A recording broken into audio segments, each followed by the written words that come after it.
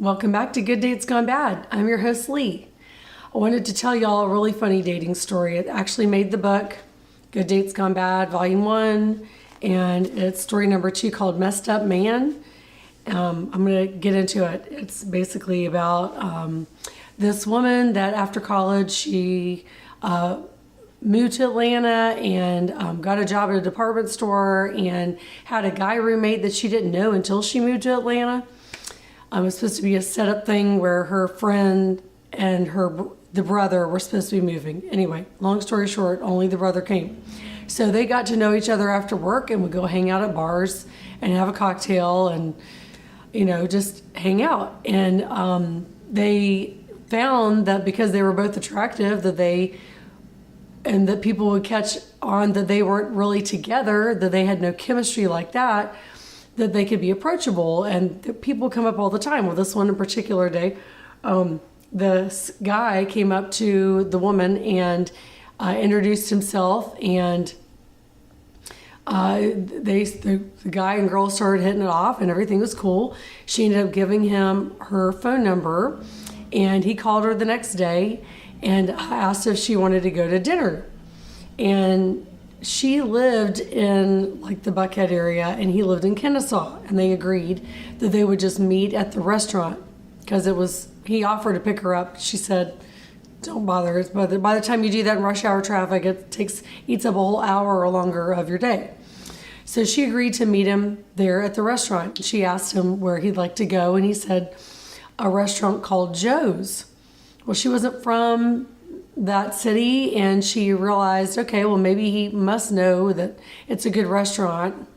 He also knew that she was from Florida and that, it had to have to be a nice restaurant. So he was all excited about it. He couldn't wait to show her this restaurant called Joe's. So the big day came, and she's got the address. He gives her the address, and she's plugged it in, and she's driving to the restaurant. And it takes her about 30, 45 minutes just to get to the area. And it's actually up in near where he lived. So she never went to his house or anything, but it turns out it was kind of up in that area. So she gets to the address, and she calls him up and says, "Are you sure this is where we're meeting? What's the name of it?" And he says, "Joe's." And she's thinking, oh my God, it's Joe's Crab Shack. So that was no elegant restaurant there. So anyway, red flag number 1, major turnoff. So she parks the car, goes in. Meanwhile, there's all these kids running by, and the kids are running around like monkeys, and the patrons are all like big-bellied, kind of country-looking people, okay? And she thought, oh my God, what did I get myself into? So she goes up to the bar and she orders a beer, and goes and finds like a bench style. They're all like these bench style, picnic table style seats. So she's mortified. She's thinking, okay, I'm just going to go along with it. Maybe he's a cool guy, whatever. We'll do this date. She was hungry. So, she sits down and kind of straddles her leg over the seat facing the door, and she calls him, and he says, yeah, that's the place. It's definitely the place. I'm on my way. So she's waiting for her beer, and he walks in, and he's holding a long stem red rose to Joe's Crab Shack. And, he's a cute guy and all, but he's got this a nice like sports jacket on, and from a distance it looked like it could have been leather, but it was a sports jacket and jeans and loafers, and he was dressed kind of matching her style. I mean, she had her twin set sweater set on and trousers and loafers on from work. She came straight from work. So he comes up and he gives her a kiss on the cheek and says, hey, hope everything was okay with your drive, and gave her the rose. She's like, thank you for the rose. You didn't have to do that. And it's very too fancy for this restaurant for sure. So by that time, her beer shows up and she starts drinking it. And he says, oh, I'll have the same thing. So he sits down the same way that she's sitting. They both are sitting on the bench with a leg thrown over. And he just jumps right into it. He's carrying something under his arm and she's thinking, what's that? And he says, I can see you're looking at it. This is my photo album. I wanted to show you some pictures. And she's thinking, okay, what is he going to show me?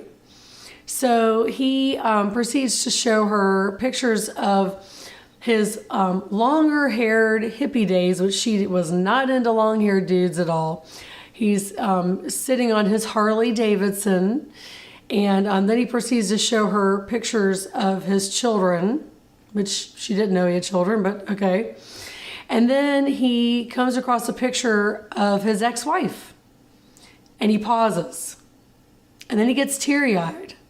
By then his beer shows up and she's proceeding to drink more of her beer because she's thinking, what is happening right now? And he starts sniffling. And she said, oh my God, what is wrong? He said, she's thinking that his wife died, okay? No. He said, my wife and I got divorced. This is my ex-wife.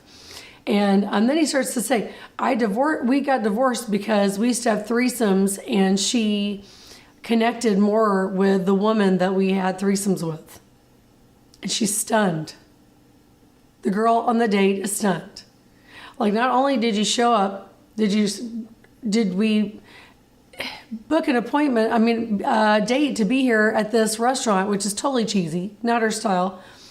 But then he starts giving her a red rose, totally out of character for this place. Then he gives her all these pictures, shows her all these pictures of like his days where he had long hair, his children, and now his ex-wife, and why his wife left him, and he's crying about it. And she's thinking, oh my God, this guy is not ready to be dating, and he is not my type at all. So she just stands up and puts her arm around him and gives him kind of a half hug and says, you and I are going to be good friends, but I can't continue this date.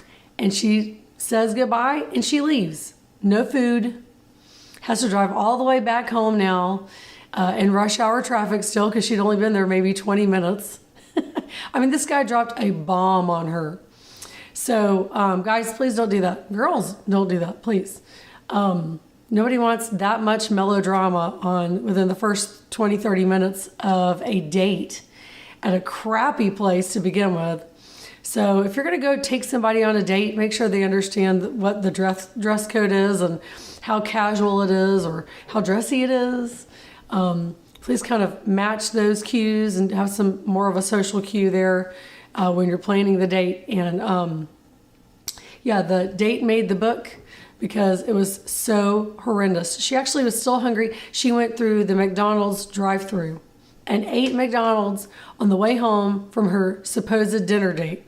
And her roommate, of course, was laughing at her when he heard all about it. And they never saw that guy again. She never heard from him again either. So stay tuned for more good dates gone bad, hopefully not very bad. Bye.